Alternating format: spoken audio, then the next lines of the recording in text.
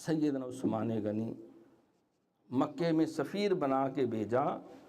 کیونکہ اس وقت 1400 صحابہ میں سب سے معتبر ترین جو ہے،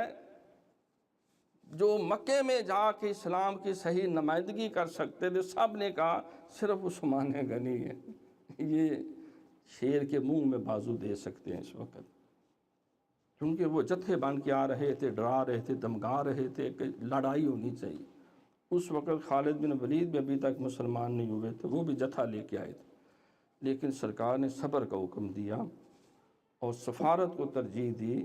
اور عثمان غنی رضی اللہ تعالیٰ کو اپنی جگہ نمائندہ بنا کے بھیجا۔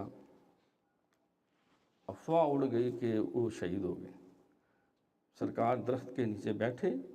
اور اس ہاتھ کو، جس کو عثمان غنی نے کبھی گندی جگہ پہ نہیں لگنے، فرمایا یہ عثمان کا ہاتھ۔ اللہ نے فرمایا کہ وہ لوگ جنہوں نے نبی کے ہاتھ پہ درخت کے نیچے بیٹھ کے بیعت کی ہے، اللہ ان سب سے راضی ہے۔ ہاتھ ہے اللہ کا، بندہ مومن کا ہاتھ، غالب و کار افری کار کشا کار ساز، ید اللہ فوق ایدیہم، ان کے ہاتھوں پہ اے محبوب آپ کا ہاتھ نہیں بلکہ اس پہ تو اللہ کا ہاتھ۔ تو سیدنا عثمان غنی فرمایا کہ یہ ہاتھ،